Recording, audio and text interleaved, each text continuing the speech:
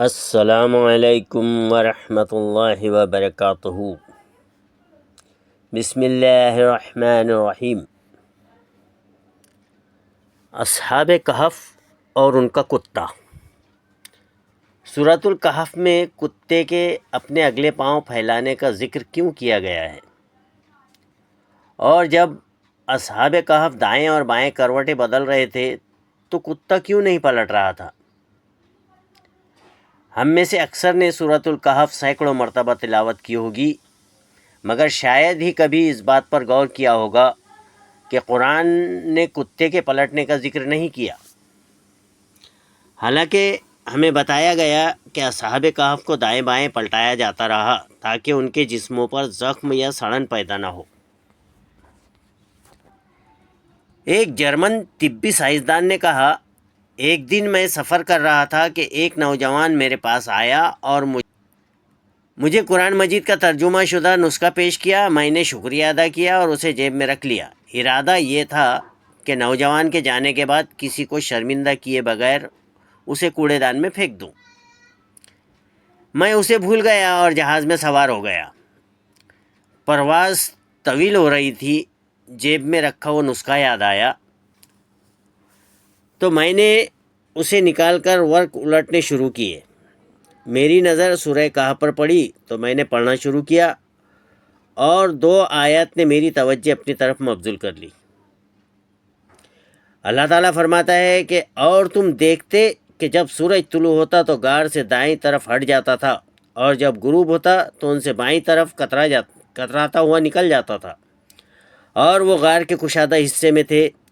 یہ اللہ کی نشانیوں میں سے ہے، جسے اللہ ہدایت دے وہی ہدایت پانے والا ہے، اور جسے وہ گمراہ کر دے تو تم اس کے لیے کوئی کارساز نہیں پاؤ گے۔ اور تم خیال کرتے کہ وہ جاگ رہے ہیں، حالانکہ وہ سو رہے تھے، اور ہم انہیں دائیں اور بائیں کروٹ دلواتے رہے، اور ان کا کتا غار کے دہانے پر اگلے پاؤں پھیلائے ہوئے تھا۔ اگر تم انہیں دیکھ لیتے تو ضرور پیٹ پھیر کر بھاگ جاتے اور تمہیں ان سے خوف آ جاتا۔ ڈاکٹر نے کہا، یہ تو سمجھ میں آتا ہے کہ انہیں نیند کے دوران پلٹایا جاتا رہا تھا تاکہ ان کے جسموں پر زخم یا سڑن نہ بنے، کیونکہ وہ لمبے عرصے تک ایک ہی حالت میں تھے۔ لیکن مجھے جس بات نے حیران کیا وہ پچھلی آیت تھی، جس میں بتایا گیا کہ سورج کی روشنی غار میں داخل ہوتی تھی مگر ان کے جسموں پر براہ راست نہیں پڑتی تھی۔ اس کا مطلب یہ ہے کہ سورج کی شعاعیں روز غار میں آتی تھی مگر انہیں براہ راست نہیں چھوتی تھی۔ ڈاکٹر نے کہا، طبی طور پر یہ بات ثابت ہے کہ اگر کسی مریض کو طویل عرصے تک ایک ہی حالت میں رہنا پڑے تو کمر یا جسم پر زخم نہ بننے کے لیے جگہ ہوادار ہونا چاہیے اور بالواسطہ سورج کی روشنی ہونی چاہیے، لیکن براہ راست دھوپ نہیں پڑنی چاہیے۔ پھر جب اس نے اگلی آیت پر غور کیا تو اسے احساس ہوا کہ واقعی نیند کے دوران جسم کو حرکت دینا زخموں اور سڑن سے بچاتا ہے۔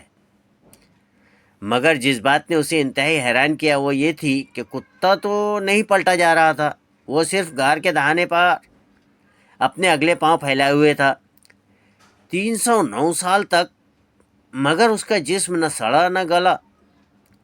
یہ بات اس جرمن ڈاکٹر کو مزید تحقیق پر ابھار گئی۔ اس نے کتوں کی جسمانی بناوٹ کا مطالعہ کیا اور حیرت انگیز طور پر دریافت کیا کہ کتوں میں جلد کے نیچے ایسے غدود پائے جاتے ہیں جو ایک خاص مادہ خارج کرتے ہیں۔ یہ مادہ جسم میں زخم یا سڑن کو پیدا ہونے سے روکتا ہے جب تک کتا زندہ ہو، خواہ وہ حرکت نہ بھی کرے۔ اس لیے اصحاب کہف کا کتا پلٹنے کا محتاج نہ تھا۔ یہی قرآنی معجزہ اس جرمن سائنسدان کے اسلام قبول کرنے کا سبب بنا۔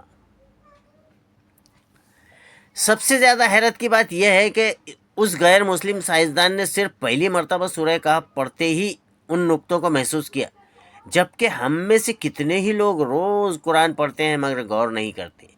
اللہ تعالیٰ نے خود قرآن میں فرمایا ہے کہ یہ ایک بابرکت کتاب ہے جو ہم نے تم پر نازل کی ہے تاکہ لوگ اس کی آیات پر غور کریں اور عقل والے نصیحت حاصل کریں۔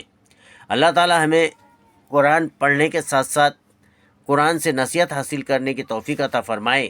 آمین یا رب العالمین۔